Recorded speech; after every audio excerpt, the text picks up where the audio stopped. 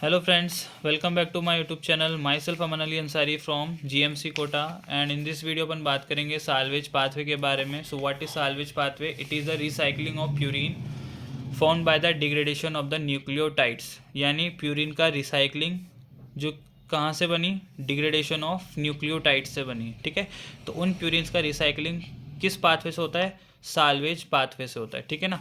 So salvage pathway is the recycling of the purine which is found by the degradation of the nucleotide. This is the first point which to be noted in the salvage pathway. ठीक है.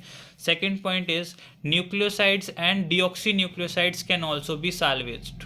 है ना, मतलब nucleoside और deoxy जो nucleosides होते हैं they can also be act as a substrate for the salvage pathway. Okay, now third point is PRPP is the starting material in the salvage pathway and also as a substrate in the de novo synthesis of purine. है ना, तो de novo pathway में भी PRPP substrate होती है और salvage pathway में भी PRPP act as a starting material. तो अपन कह सकते हैं कि salvage और जो de novo pathway हैं ये दोनों क्या है, इंटर रिलेटेड है. ठीक है.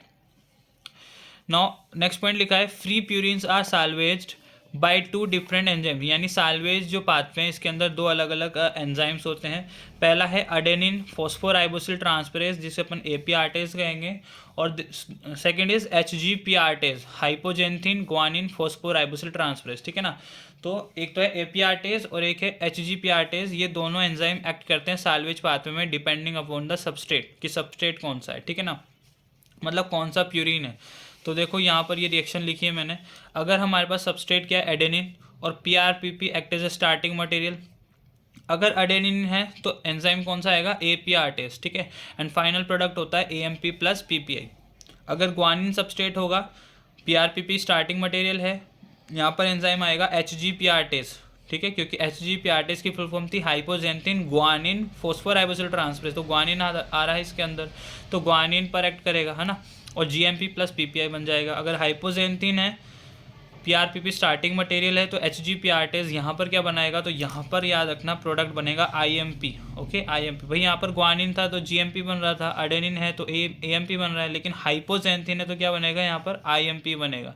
ठीक है, IMP प्लस PPI. नाउ एक इम्पॉर्टेंट पॉइंट ये भी है कि जो साल्वेज है it requires intra cellular energy expenditure. यानी साल्वेज पाथवे में क्या होता है, इंट्रा सेलुलर एनर्जी का एक्सपेंडिचर होता है. ठीक है, और this pathway has special importance in the tissue like RBC and brain. है ना, तो ये दो पॉइंट याद रखना है कि साल्वेज पाथवे में इंट्रासेलुलर एनर्जी एक्सपेंडिचर की ज़रूरत होती है. ठीक है ना, एंड ये जो पाथवे हैं it has the special importance. इसकी स्पेशल इंपॉर्टेंस होती है कुछ टिश्यूज़ में, जैसे RBC में एंड ब्रेन में. ठीक है, RBC एंड ब्रेन में. ठीक है, इसके अलावा absence of enzymes of the salvage pathway के जो एंजाइम्स है अगर वो डेफिशिएंट हो जाएंगे तो कुछ स्पेसिफिक क्लिनिकल सिंड्रोम्स होती हैं. जैसे कि मैंने एक वीडियो अपलोड करी थी लेशनियान सिंड्रोम की. है ना, तो उस सिंड्रोम में मैंने आपको बताया था कि जो साल्वेज पाथवे के एंजाइम्स होते हैं वो डेफिशिएंट हो जाते हैं लेशनियान सिंड्रोम में. तो वही बात कह रहा है कि जब भी साल्वेज पाथवे के एंजाइम डेफिशिएंट होंगे या एब्सेंट होंगे तो उससे कुछ स्पेसिफिक क्लिनिकल सिंड्रोम्स होते हैं. ठीक है ना. So this one page is for the salvage pathway. ठीक है, in one page we cover the salvage pathway. Okay, so अब अपन मिलेंगे नेक्स्ट वीडियो में. So keep watching. Thank you.